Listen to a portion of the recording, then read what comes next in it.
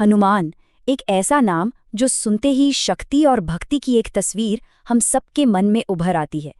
लेकिन क्या कभी ये सोचा है कि एक प्राचीन वानर पात्र से आज के सबसे पूज्य देवताओं में से एक बनने का उनका ये सफर हजारों साल लंबा है।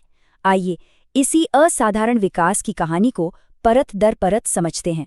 आज की तारीख में तो दुनिया भर में हनुमान का नाम शक्ति, साहस और निस्वार्थ भक्ति का मानो पर्याय बन चुका है।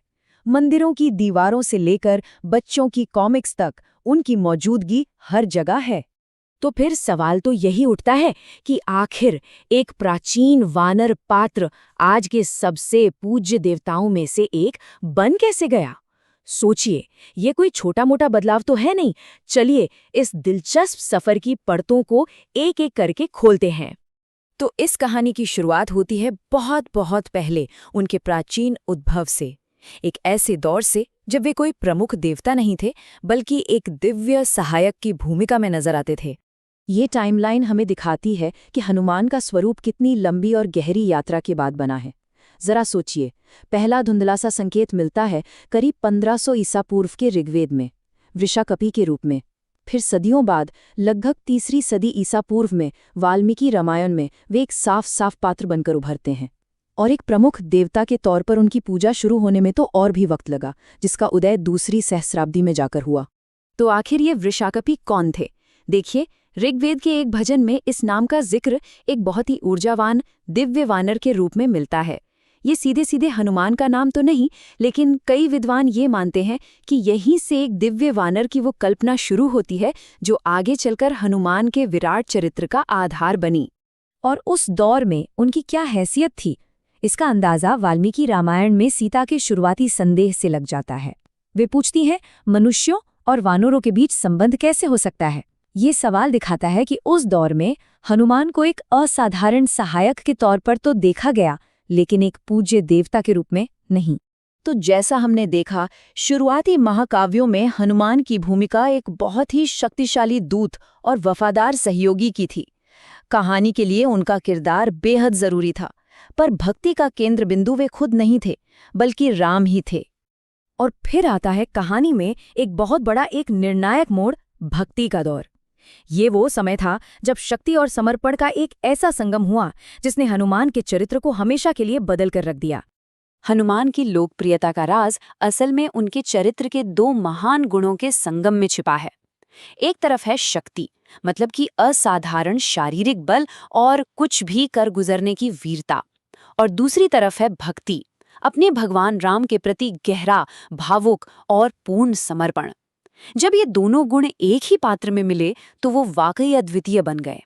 और इस बदलाव को शायद एक पंक्ति सबसे बेहतर ढंग से समझाती है। तुलसीदास ने अपने रामचरित्र मानस में लिखा, राम से बड़ा राम का दास।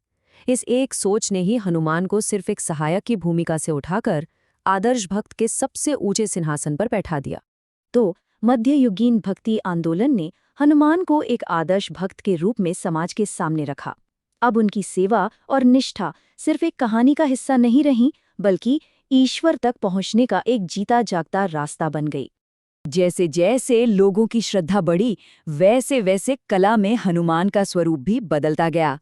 आइए देखते हैं कि मूर्तियों और चित्रों में उनका चेहरा और शरीर सदियों के इस सफर में कैसे विकसित हुआ। ये बदलाव उनकी मूर्तियों में साफ झलकता है। शुरुआती दौर में, जैसे गुप्त साम्राज्य के समय, उन्हें वानर जैसी विशेषताओं के साथ एक सहयोगी के रूप में गढ़ा गया। लेकिन सदियों बाद विजयनगर साम्राज्य तक आते आते उनका रूप कहीं ज्यादा मानवीय और मांसल हो गया। अब वे एक केंद्रीय देवता थे जो गदा या पूरा का पूरा पर्वत उठाए हुए दिखते थे। उनके हर चित्र या मूर्ति में कुछ खास प्रतीक जरूर मिलते हैं। गदा उनके बल का प्रतीक है। संजीवनी पर्वत लक्ष्मण को बचाने की वो अद्भुत कहानी याद दिलाता है। हाथों की अंजलि मुद्रा राम के प्रति उनकी अटूट श्रद्धा दिखाती है। और शायद सबसे गहरा प्रतीक है उनका फटा हुआ सीना, जहां से वे अपने दिल में बसे राम और सीता को दिखाते हैं। ये भक्ति की पराकाष्ठा है। और उनके अमर होने की कहानी भी उतनी ही अद्भुत है। कहते हैं कि बचपन में सूर्य को फल समझकर वे उसे निगलने के लिए उछल पड़े। तब देवराज इंद्र ने उन पर अपने वज्र से प्रहार किया। इस घटना के बाद सभी देवताओं ने मिलकर न सिर्फ उन्हें दोबारा जिंदा किया, बल्कि अमरता और कई दिव्य शक्तियों का वरदान भी दिया।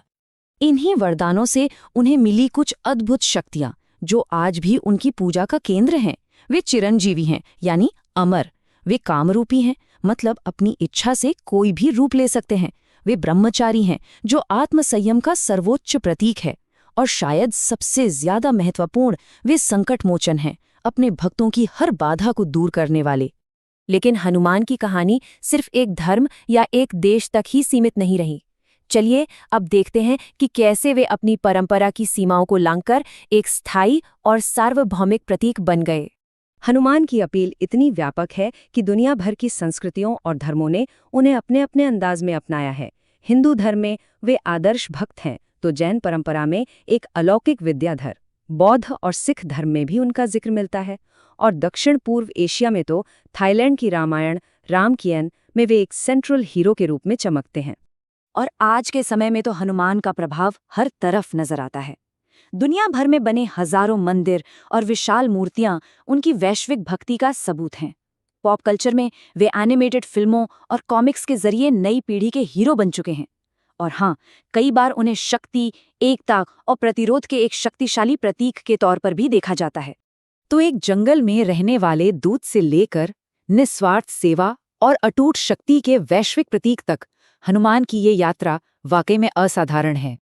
तो अंत में ये सवाल सोचना लाजमी है कि हनुमान की एक सहायक से परम नायक तक की ये जो यात्रा है, ये हमें उन आदर्शों और गुणों के बारे में क्या बताती है जिन्हें कोई भी समाज अपने नायकों में पूजने के लिए चुनता है। Please like, share and subscribe.